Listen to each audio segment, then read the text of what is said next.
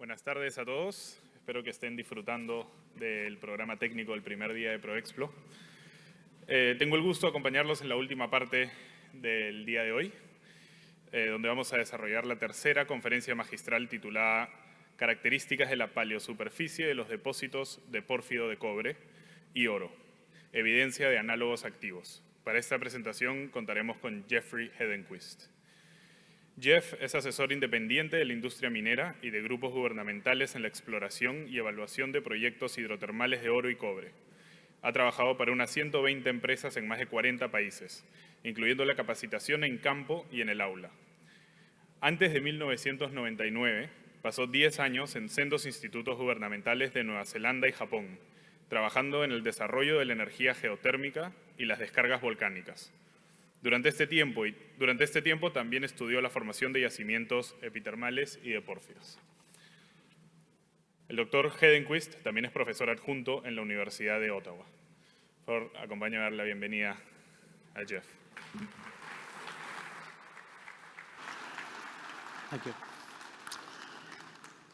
Thank you. Muchísimas gracias, Sebastián. Estoy muy contento de estar nuevamente en el Perú. He visto muchos amigos, haciendo también nuevos amigos, ¿por qué no? Y estar acá en ProExplo, esta es la séptima visita. Ya podemos ver por qué disfruto tanto de esta reunión técnica orientada a la industria más que cualquier otra, porque está muy bien organizado y hay charlas muy interesantes. Y hay 2 días más todavía. Hemos tenido un día largo de charlas. Tal vez pudiera ofrecer algo diferente a muchas otras personas y hablar un poco sobre sistemas activos y cómo hay análogos de los depósitos, cómo podemos aprender más sobre la formación de depósitos de minerales a través de estos sistemas activos. Este es el 50 aniversario de el artículo publicado sobre las partes altas y bajas de los depósitos de pórfido. No ha sido bien recibido por muchas personas. Recuerden, además, que la mayoría de pórfidos en los que han trabajado han estado en la parte sudoeste de los Estados Unidos, con mucha erosión. Pero persistieron y ganó. Acá vemos su comentario de que los depósitos, las fumarolas, son el efluente, es un producto de desperdicio de los sistemas de pórfido de cobre activos. Ha tenido las alteraciones argílicas avanzadas, los depósitos. Lo que yo voy a hacer ahora es ilustrar algunas de estas características cuando el sistema está activo. No estamos seguros si está formando actualmente, pero podemos pasar al 2010. Ahora tenemos más refinación, ciertamente muchos otros colores.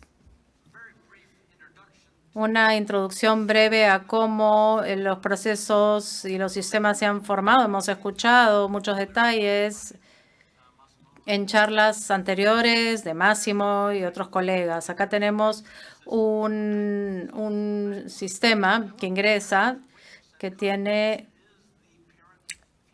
un líquido padre, digamos, madre. A medida que aumenta, despresuriza y se separa hacia una salmuera de alta salinidad, así como también de vapor. Se queda en profundidad, no puede subir fácilmente ni muy alto, pero ha evolucionado con alteraciones feldespato, pero el vapor está boyante y aumenta. Y de hecho, puede descargar de volcanes, que hay una descarga pasiva además a las fumarolas. Una porción de esto se puede condensar para formar la zona principal de lixiviación de cuarzo residual, halos de cuarzo, alunita, entre otras cosas. Esto es lo que se ha definido como la litocapa, que es un huésped litológico permeable a puertos residuales y de minerales argílicos. Está por encima de la intrusión causativa. Evidentemente, vemos que hay un enlace entre la salmuera y el vapor y hay una alteración que está siendo originada por la salmuera y el vapor y que también están relacionados. Ahora, acá vemos que tenemos un entorno epitérmico. Como se reconoce, eso se ha reconocido hace 101 años con la litocapa de posición proximal, potencialmente hospedando mineralización de cobre y oro. Hay otros márgenes de la litocapa que pueden presentar una variedad de vetas más grandes, típicas de lo que vemos acá en Perú y en otros lugares, de plata, oro, oro, plata y de este tipo de metales base. Debajo de esto tenemos el entorno epitermal, que es el pórfido, el depósito de pórfido en sí mismo. Se utiliza un sistemas de pórfido de cobre, hablan de todo en realidad, hasta el entorno epitermal. Y una variedad de otros depósitos relacionados, skarn y otros depósitos que también podemos ver. Lo que voy a hacer es discutir el enlace o la relación entre los entornos de pórfido y epitermales debido a los procesos y qué otra manera mejor de ver los procesos que ver el entorno activo. Vamos a poder ver esta transición que probablemente esté mineralizada o no, o infértil, pero esto nos lleva al entorno intrusivo que pudiera hospedar una mineralización de pórfido. ¿Y cuáles son algunos de los conceptos de mineralización? Básicamente, la mineralogía de alteración incluye las texturas, la morfología.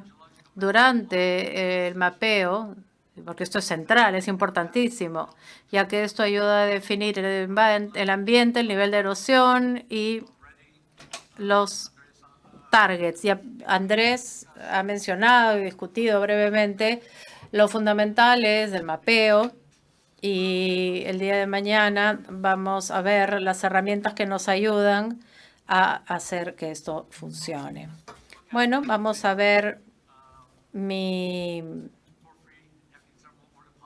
depósito preferido que vemos en Luzón, en Filipinas. Es el distrito de Mankayan. Es muy resistente a la erosión y acá tenemos estas colinas que continúan hacia el noroeste con una serie de montañas donde ha erosionado el río en otras rocas. Esto está en la inconformidad del basamento volcánico en estas rocas. Si vemos un corte transversal, vamos a ver la distribución de la alteración, así como también la mineralización. Pero supongamos que no conocemos la mineralización en este momento. Y con esta inconformidad y en este caso vemos las alteraciones de alunita a un máximo de 49 ppd de oro. Hay un halo de diquitacalinita, de cuarzo alunita, si reconocemos la alteración, y está asociado probablemente con una mineralización de cobre y oro. Pareciera como que tenemos una litocapa donde se perfora a través y hacia afuera de la parte inferior. Como les voy a mostrar, todas las litocapas tienen raíces, entonces la idea es mapear esto y reconocer que sí, efectivamente es una no conformidad y luego darse cuenta, es importante, de que todas tienen alguna característica y que pudiera ser una roca volcánica inalterada sin explorar, como una estructura grande. Si tuviéramos que intersectar esto con nuestra inconformidad, pudiéramos hacer una prueba Y en este caso tenemos 150 metros de oro de 5 gramos y de 3% de cobre. Esta zona of the ore, 70 tiene 7% del oro, del cobre. Y luego hay que considerar que está por debajo de esta litocapa mineralizada Goldfields. Hace algunos años ya perforó la parte sudeste, que fue descubierta en los 80s, más allá del nivel de 700 metros de la superficie. Y se puede ver los colores diferentes acá en amarillo, en anaranjado y en rojo. Antonio Rivas, hace un tiempo, mencionó 1.4 millones de años. well, that biotite is related Esto está relacionado a la salmuera que separa el vapor. El vapor aumenta. Hace 1.5 millones de años probablemente hubo fumarolas, pero la mayoría del vapor se ha condensado. Y esto ha creado una zona de lixiviación, cuarzo alunita y cuarzo residual en esta disconformidad, y se ha trabajado para mostrar que también era de 1.4 millones de años, más de 50 millones de años. Esencialmente, como se pudo haber predicho, porque el vapor y la salmuera están relacionados. Este cuarzo residual es infértil porque el vapor no pudo transportar ningún metal, simplemente lixivió la roca, pero luego una mica blanca es residuo de lo que ha aumentado la ley, pero no fue boyante lo suficiente como para llegar al horizonte del cuarzo residual y ha originado esta mineralización. Acá podemos ver cómo se cementa este cuarzo residual con brecha. También debo anotar que esto está por las vetas de Victoria. Son un poco más jóvenes, pero más o menos 3 millones de años. Acá tenemos todos estos sistemas definidos por el trabajo de Antonio, así como otros que lo han hecho además más recientemente. Muy bien. Vamos a ver ahora un entorno activo. White Island de Nueva Zelanda. Esta es la primera visita en 1988. Fumarolas de alta temperatura, 500-800 grados Celsius con SO2. HSI, se puede ver una fumarola en la parte de abajo. Acá tenemos una alteración calentada por vapor. En lugar de ser un vapor, han sido estas las características, donde se condensa el vapor, crea un fluido que es responsable de la lixiviación, que produce cuarzo residual. Estos vapores es lo que se conoce como zona vadosa calentada por vapor. Descarga el vapor solamente con CO2 y H2S. El H2S, una vez que está por encima de la napa, se oxida con el oxígeno de la atmósfera, ácido sulfúrico. Este ácido solamente tiene un pH de 2 a 3. Es estable con respecto a la kaolinita alunita. No forma cuarzo residual y también es infértil. Pudieran haber capas de ópalo. Aquí vemos que hay dos entornos diferentes de la formación de kaolinita y alunita. Si simplemente lo llamamos eventos de alteración argílica, pudiéramos ver que son dos zonas proximales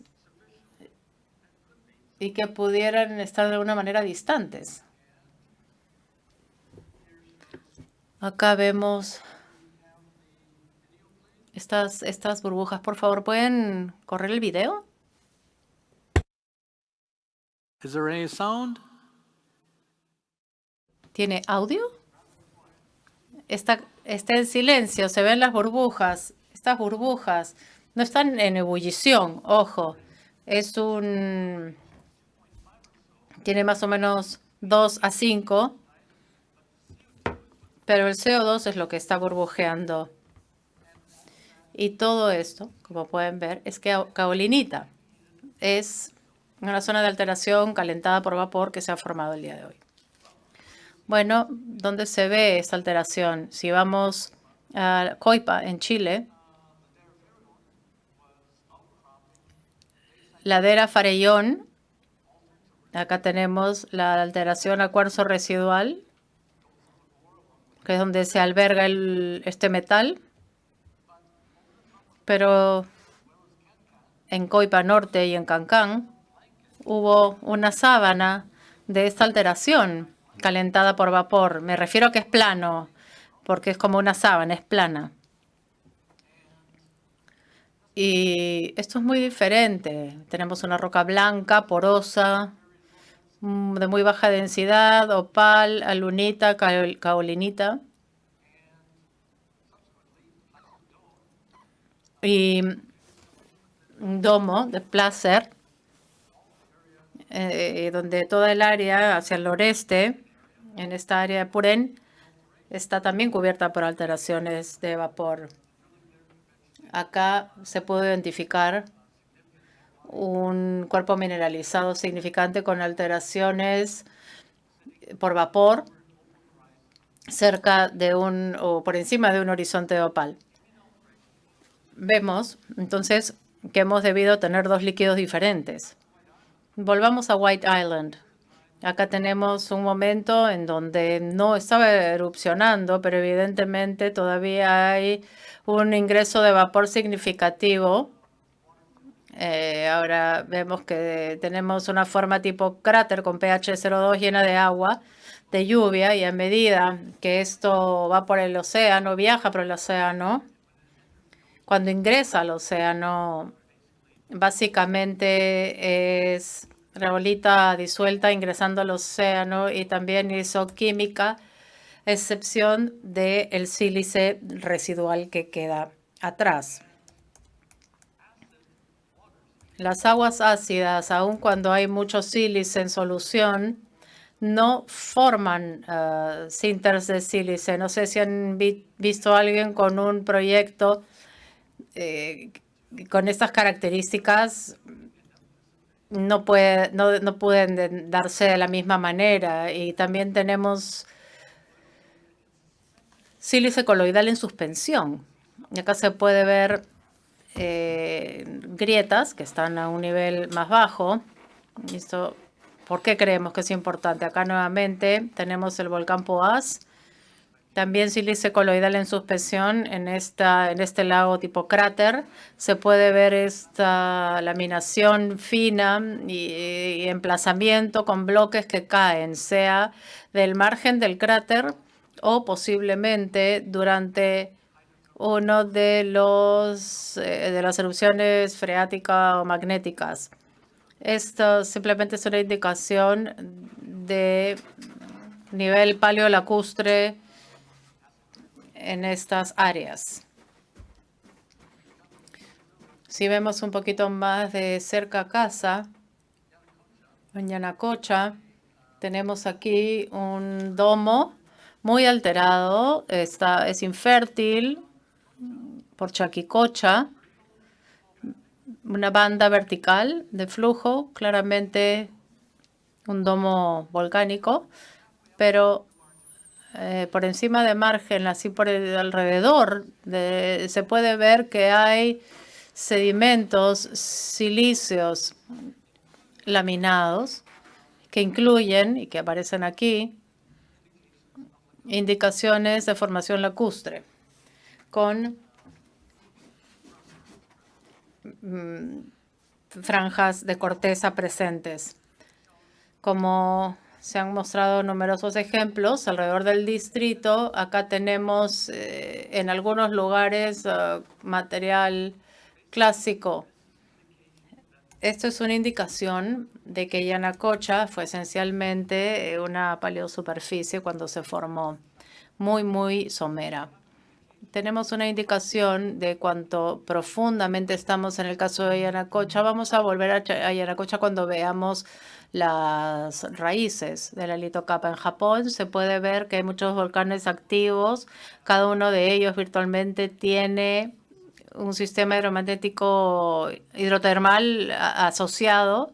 Todas las erupciones de los últimos 20 años que han matado gente, todas han sido erupciones freatomagnéticas o hidrotermales y no erupciones volcánicas como las conocemos el día de hoy.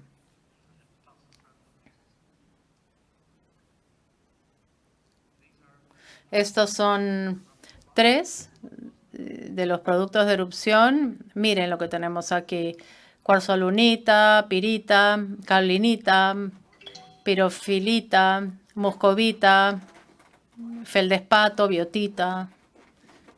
Básicamente son minerales, alteraciones asociadas con los topes de los sistemas de pórfido y que están erupcionando hacia la superficie a través de estos lagos. Acá tenemos una erupción 5 years ago.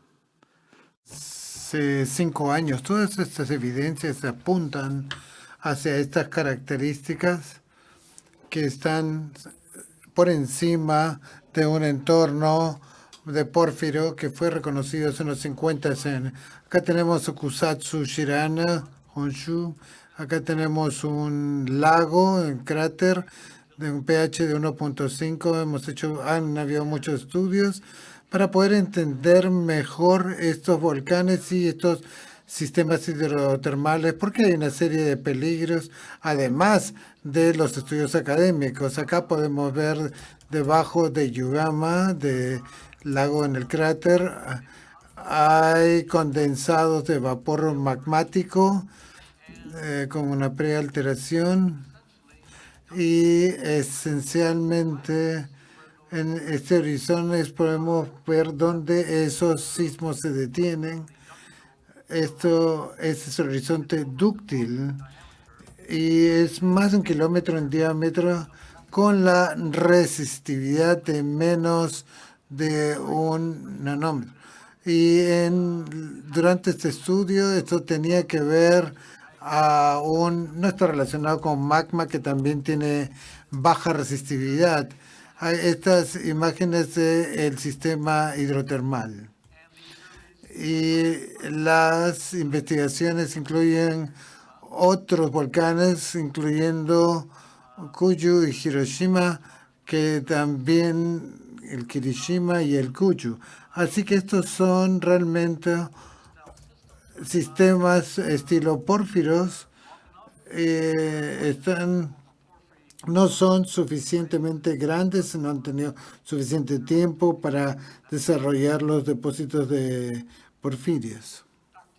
Ahora volvemos a volcanes con fumas. Esto es Iwo Jima al sur, nuevamente con hidroclorido, con SO2 y HCI, que hicimos muestras para poder medir las composiciones. Y como ustedes pueden ver, tenemos que vestirse porque los mismos vapores que lixivian la roca también lo pueden hacer con la piel, los ojos, etcétera. Y por lo tanto había que ponerse esta protección. Si es posible, podríamos tener audio del otro video, audio que está en la parte superior izquierda. Pueden activar el video y si no hay audio, ahí está video, pero no hay audio. Ustedes pueden ver acá solo el lenguaje de señas, porque esto está parado al lado de un motor de un jet, ¿no? Solo se puede hablar con lenguaje de señas por el ruido enorme que hay. No podemos recolectar muestras para entender mejor los vapores. Algunos de estos vapores se condensan y ustedes pueden ver ahí estas springs de ácidos con afluentes que van hasta el océano. Y ese material isoquímicamente se disuelve con cuarzo residual porque se mantiene en la roca. Otra vista del Iwo Jima que muestra los vapores como donde tiene oro de 1 parte por trillón, que es insuficiente para tener una mineralización, y explica por qué esta alteración es esencialmente estéril. Estos ácidos, este SO2, ácido sulfúrico, sigue presente. En altas temperaturas estos ácidos están asociados.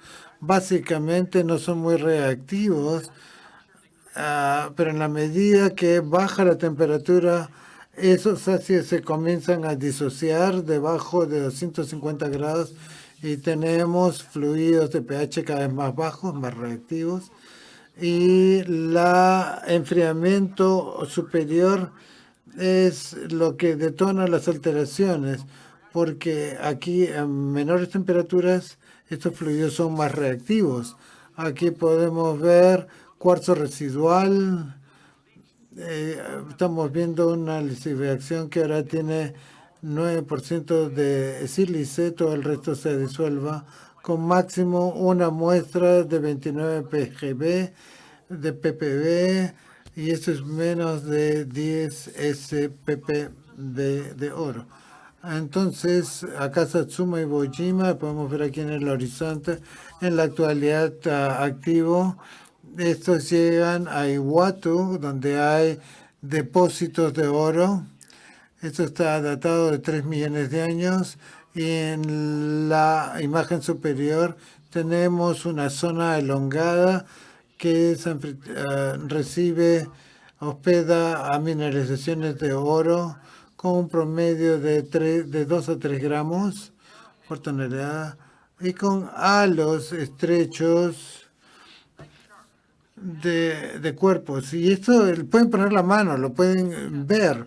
Y en la medida cuando vemos la sección larga lo vamos a ver un poco diferente. El hospedero es permeable y se adapta, es impermeable, es una indesita impermeable que se fractura con fluidos que van pasando por las fracturas, y cuando estos se cruzan con el horizonte, coalescen para producir esto. Lo mismo con la mineralización de oro.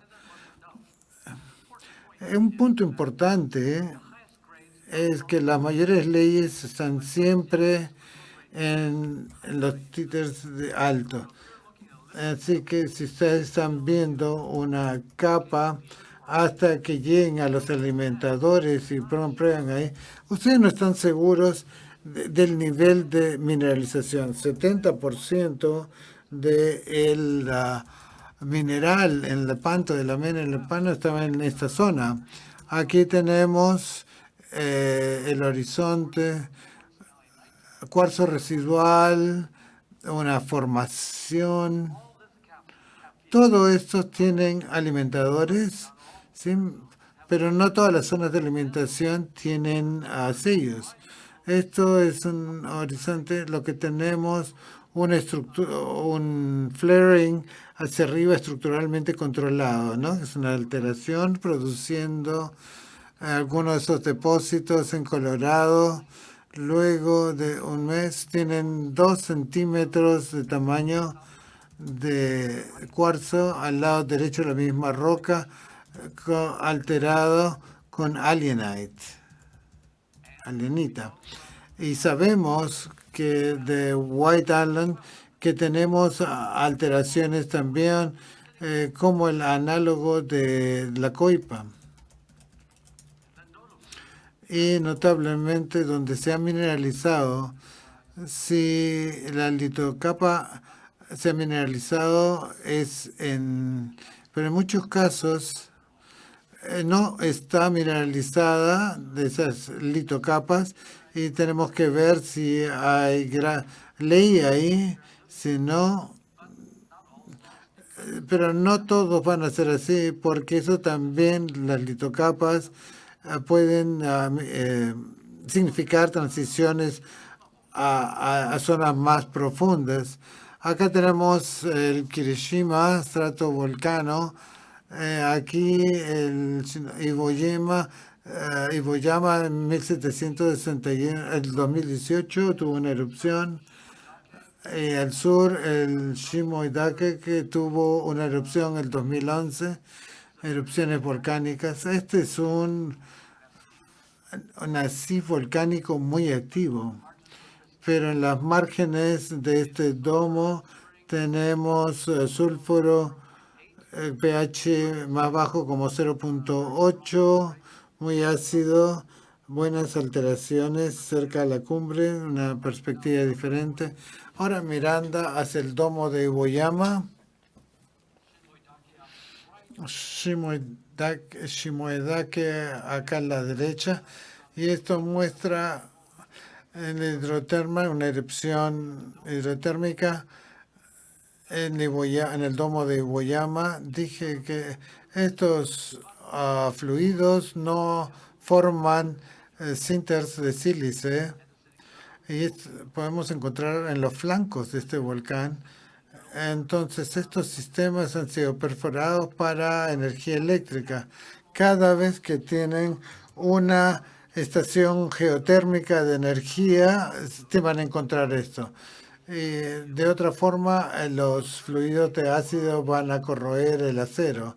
Esos sistemas geotérmicos tienen condensados ácidos.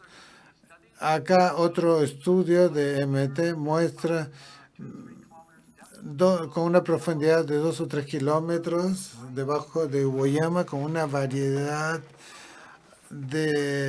incluyendo mucha actividad sísmica del sistema hidrotermal relacionados a la producción de fluidos. Este es un mapa del volcán, noten la escala, 1000 metros de contorno, más de 5 kilómetros en diámetro, y en los márgenes del sudeste tenemos ahí los puntos blancos. Muchos de ellos intersectan esta tendencia estructural noroeste, sureste.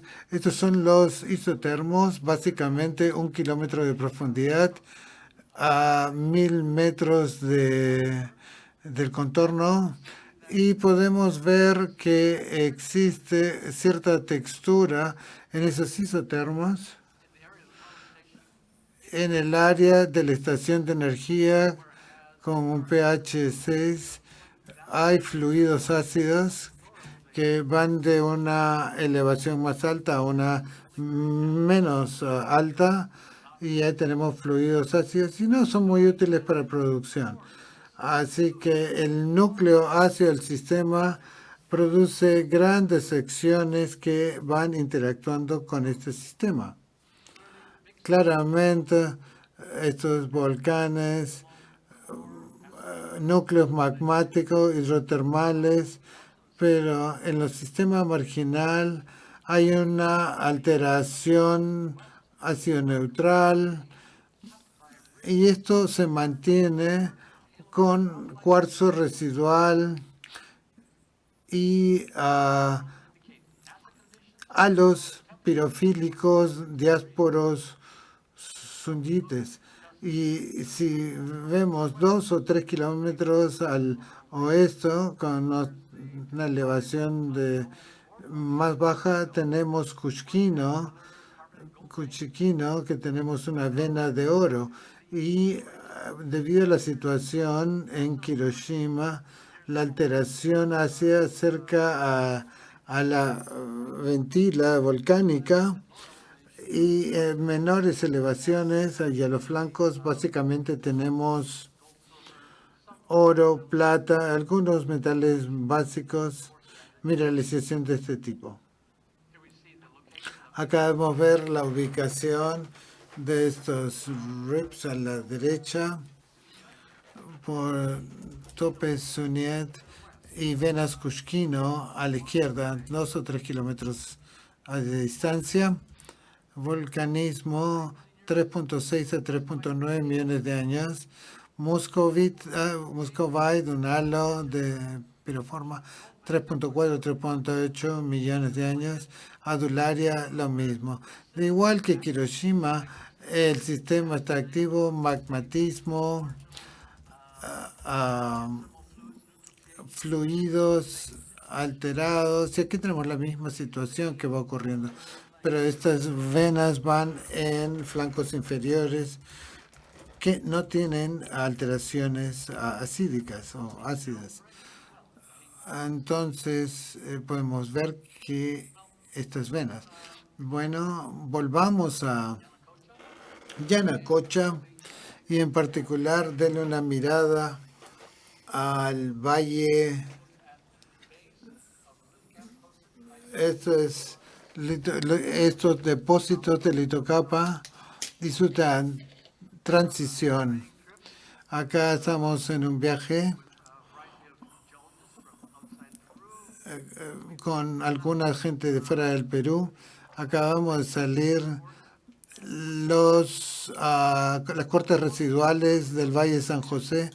Estamos acá bajando por el valle con unos 3.000 metros que vamos bajando y a la mitad del camino vemos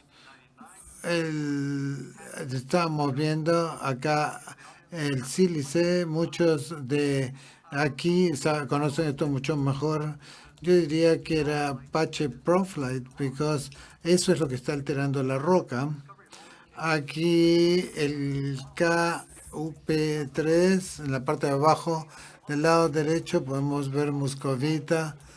Se cruza una falla quilmita, una alteración, incluyendo secciones de este pache una alteración del cuarzo residual.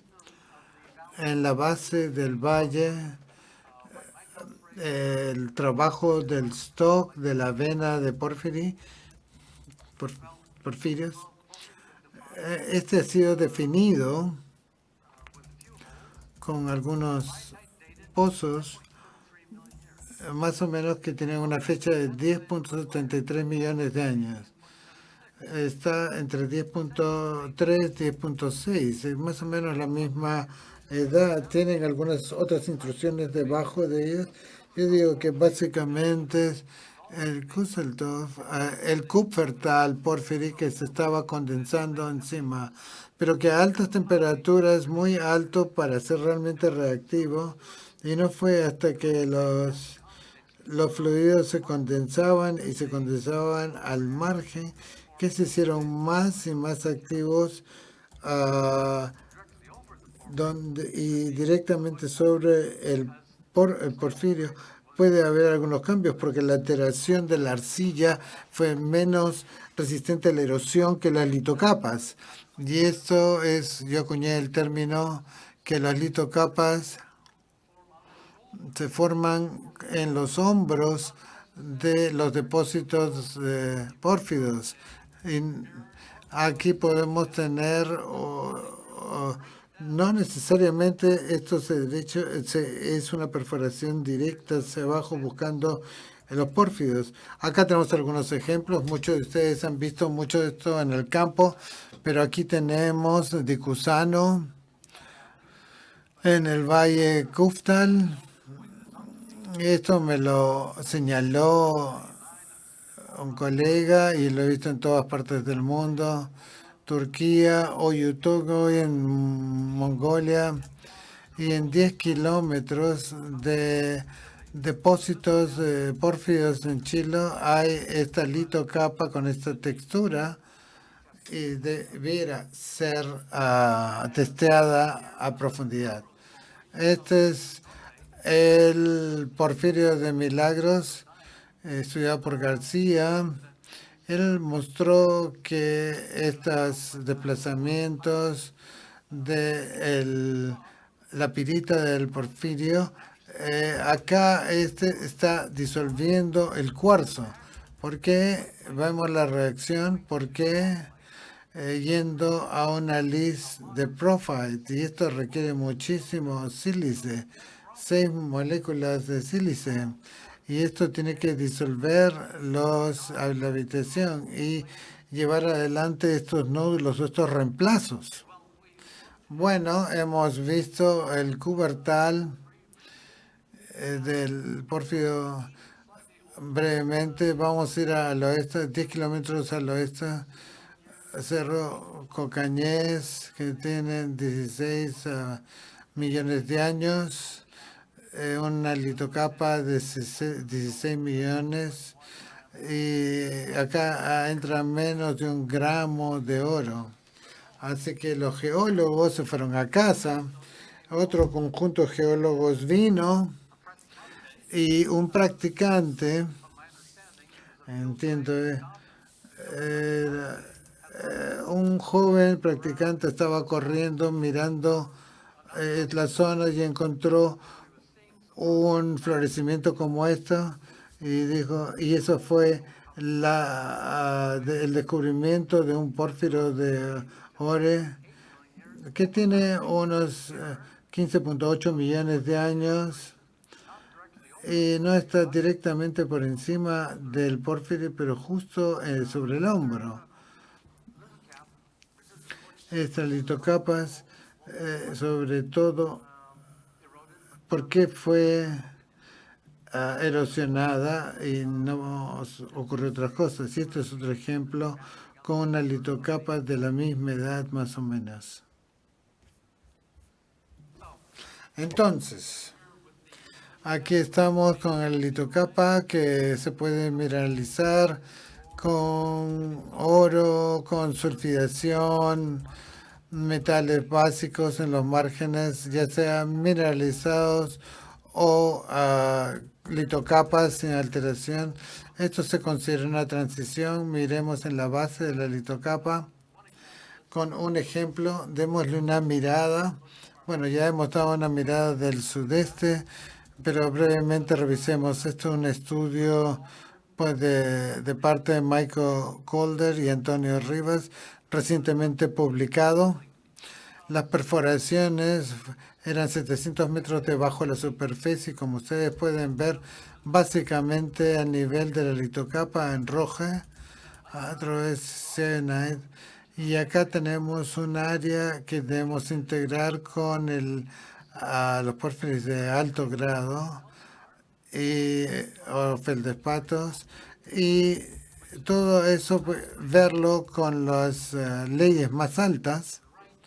Y aquí vemos la extensión del pórfido que hace de halo. Y explicar por qué. Porque aquí podemos tener una transición al pórfido. Vamos a ver lo relativamente profundo. El Salvador en Chile. Esto fue descubierto con una segunda perforación y con un tremendo entendimiento del depósito de cobre a la profundidad, y hubo poco esfuerzo y solo se trabajó a la superficie. Y un colega mapeó la alteración por encima de El Salvador, conociendo que el pórfido estaba en la profundidad y queríamos tener el mayor nivel interactuando contra otros elementos. Y aquí tenemos en el lado derecho y una sección a la izquierda. Aquí podemos ver una zona de calcopiritas. Tenemos cortados por la intrusión tardía de bajo sulfuros. Y tenemos el límite inferior. En la parte superior es las cosas más oscuras. Esto no se está disolviendo, sino que están disolviendo.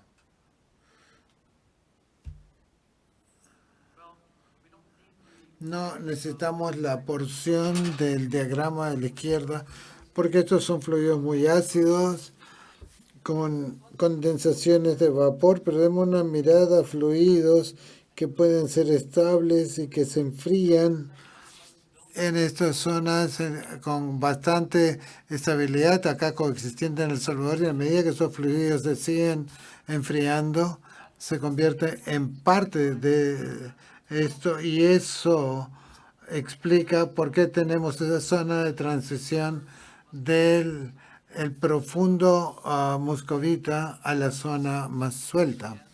Y nuevamente vemos la interacción de el mica y el enfriamiento funcional. Acá tenemos datos. El biotito tiene 41.5 millones de años. Yo creo que todas las almueras, debido a las evaporaciones de vapor, tienen que estar más o menos una litocapa presencia para conversar. Obviamente esto se ha erosionado porque es un nivel más profundo de la roca removible. También tenemos acá que no lo podemos perder de vista, en las últimas etapas en que estaba enfriando, terminó con esta mano y que tiene que ver con los fluidos que entran. Con 3.5 millones de años hubo un poco de erosión, y esos de que es del lado derecho donde tenemos zonas de interés, pero obtuvimos estos resultados hace un par de años. Son 3,5 millones de años más jóvenes que el biotito. Luego de que la superficie paleo fue erosionada, esto empezó a atacar la zona superior de los pórfiros. Y aquí tenemos una alteración que corre por debajo, pero esto era para un sistema profundo versus o algo mucho menos profundo. Los depósitos de pórfiros fueron firmados y publicados hace más de 2000 años, y Rubén Padilla predijo que, bueno, porfirios profundos iban a estar ahí, entonces La Escondida y otros están encontrados altos pórfiros de alta ley debajo, ¿no?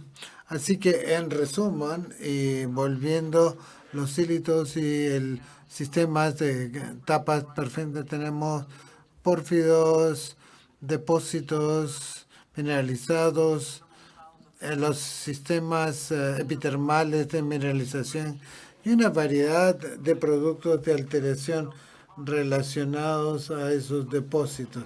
Vimos en particular sulfatos, alteraciones con el allenite, como CAPS, y también vimos el enfriamiento. Después, tampoco analizamos los vapores del agua cerca a la vena, pero los bordes de la vena difíciles de llegar. Y luego, por supuesto, tenemos la oxidación de pirita que se forma nuevamente. Todas estas alteraciones son alteraciones argílicas avanzadas y tienen una relación mucho más rápida con respecto al mineral.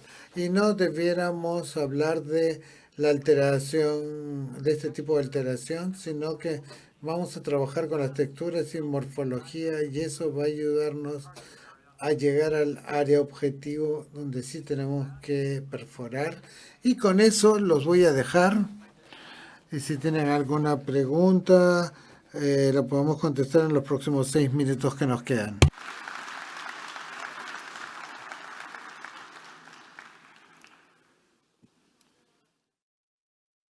Muchas gracias, Jeff. Gracias.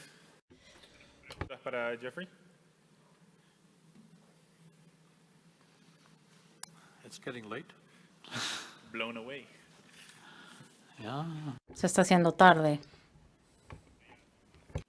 There's one of them. Hey Jeff, good presentation. So just two. Buena presentación. 2 preguntas. ¿Qué tan profundo se puede estar de la fuente? Esa es una. Y la otra, la explicación sobre lo que se necesita en la roca madre o en el líquido, en el fluido.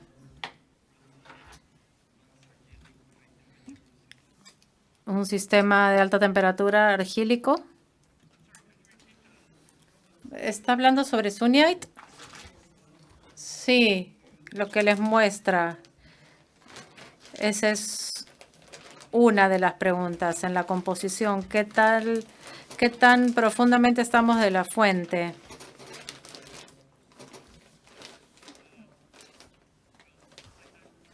Antes que nada, es un mineral, la suniaita, si no, no se va a ver.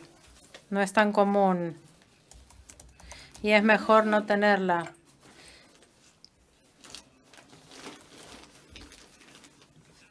Pero simplemente diáspora, suñeta, por lo general a una profundidad de 1 kilómetro a 1,5 kilómetros.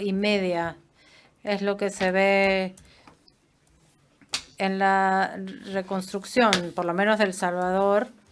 Si entra a una litocapa, si es infértil, habría que ver qué es lo que pasa con la sunita, pero es exactamente lo que se ha descubierto.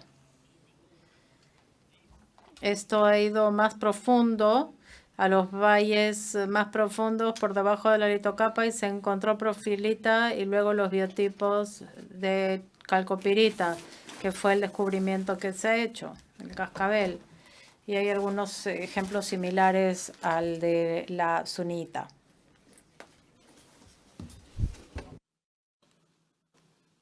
Micrófono para Jonas.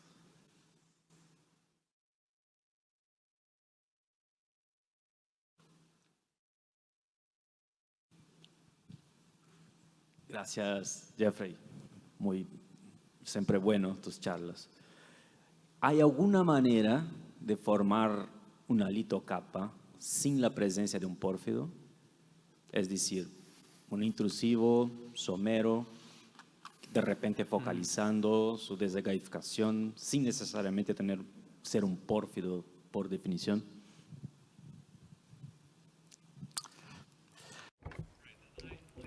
Sí, yo utilizo el pórfido en un término muy amplio. Intrusión, pórfido de cobre necesariamente, no necesariamente. Se puede tener una serie de intrusiones mientras estén saturadas de agua y tengan SO2.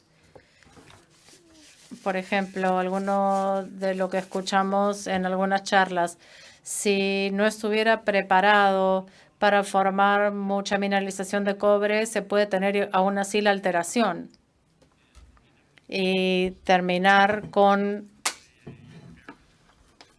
un sistema intrusivo de pórfido pequeño o no.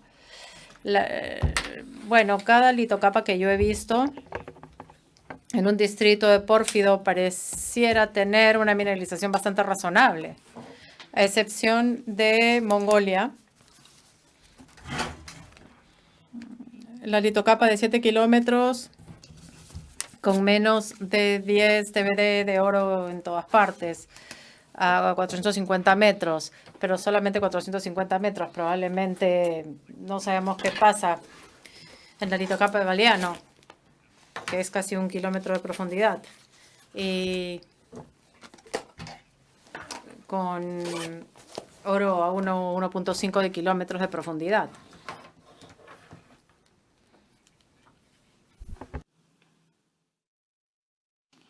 Good. Well, good hunting, everyone. Bueno, buena caza.